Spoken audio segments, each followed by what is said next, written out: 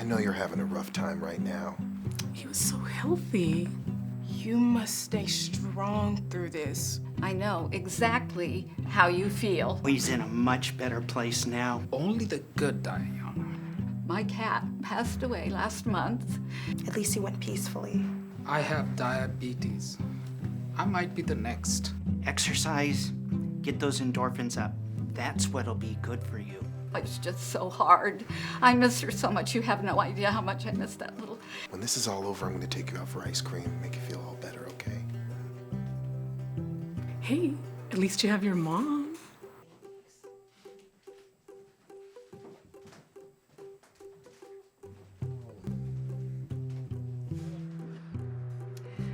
Is that little Monica I see? Mr. and Mrs. Walsh, hi. So nice to see you, dear. We're glad you made it in. Of course, I took the first red eye I could find.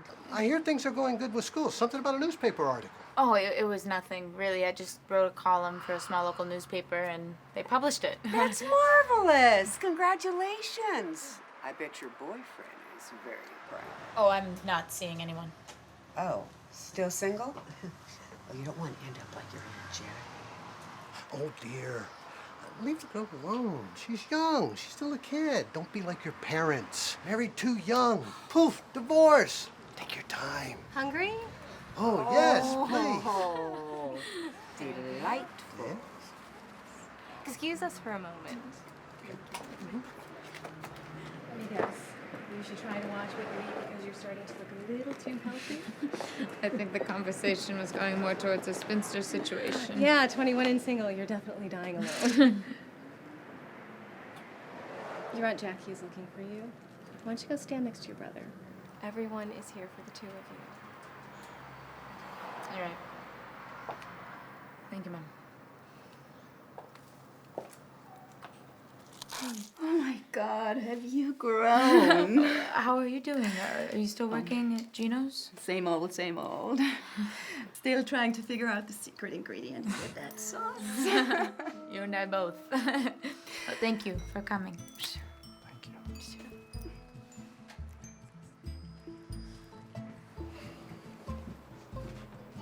My condolences. Thank you.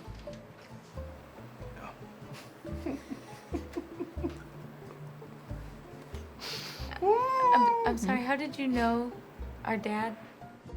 Oh, we sat together in a bus.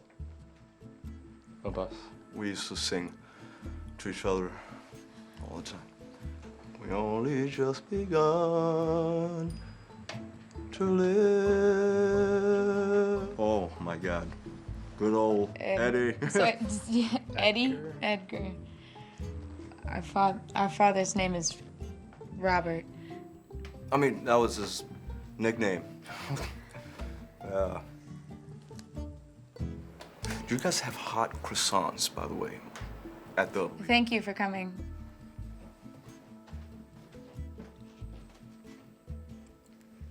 Edgar?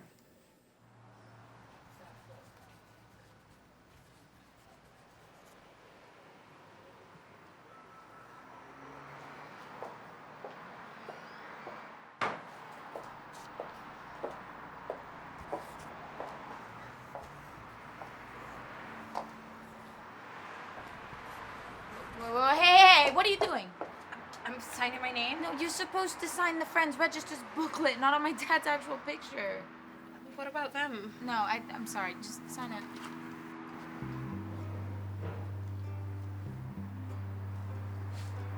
Thanks.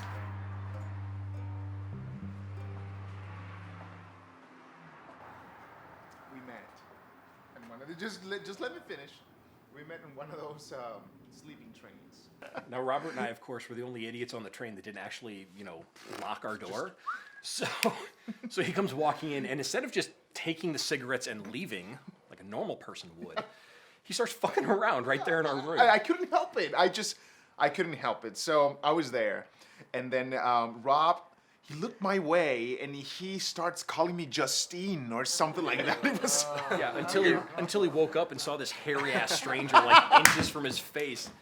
And he lets out this, like, piercing scream. Of course, the guard hears everything, so the guard comes in and then scares the shit out of Rob. Rob stands up and he punches the guard in the face, like boom, right in the teeth, knocked out, cold.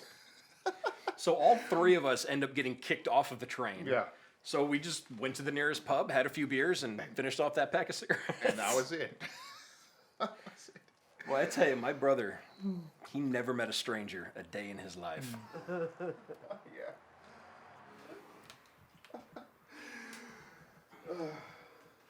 All right, well, I think it's Little M's turn to share a story with us. Yeah, I hear you're a published author and everything, huh? No, I wrote a column for a local newspaper, and that was the end of it. A column today, a novel tomorrow, right? Yeah. Right. Oh, yeah. Right. Come on. I'd rather not.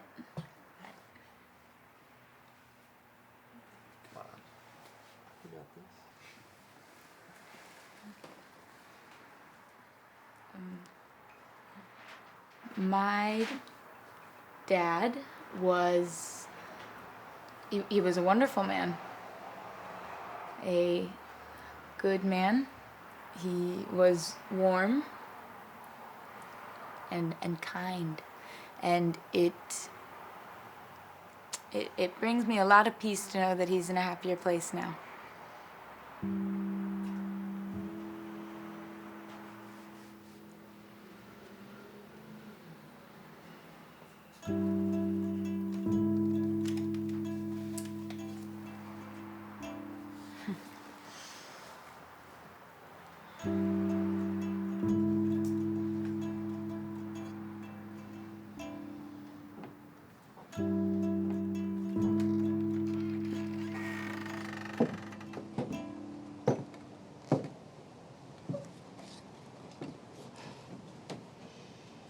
If you're gonna ask if I'm okay, would you mind finding different words for it?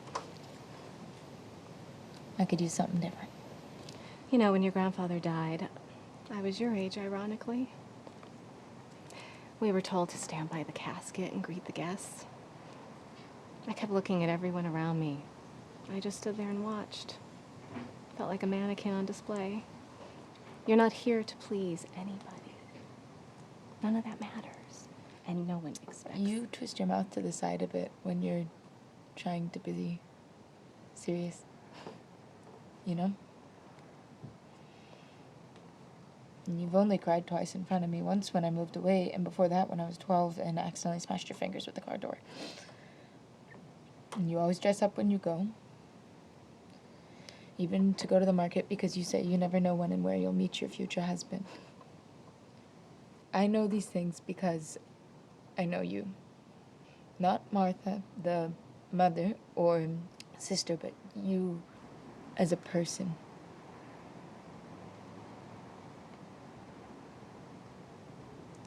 But Dad.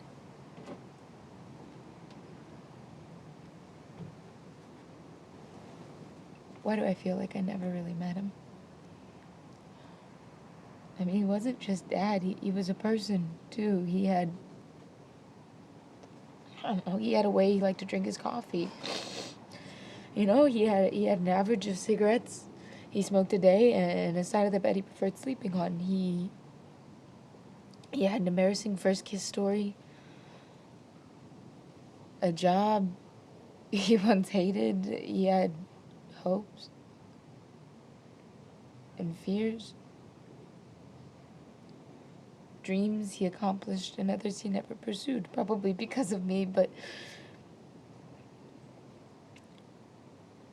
I just never asked him about any of it. I mean, not once.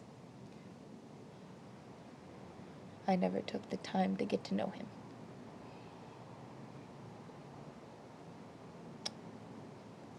And now?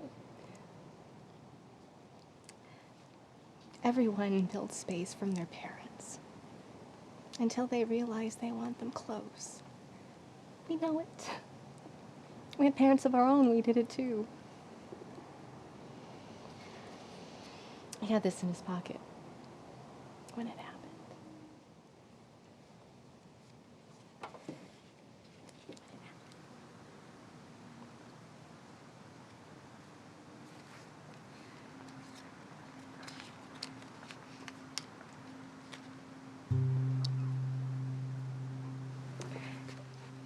This is gonna sound really cheesy, but to him, being your dad was the most meaningful thing he ever did.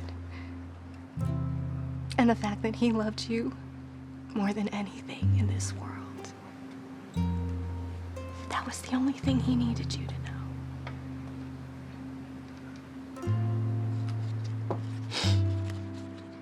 You're right. That was really cheesy.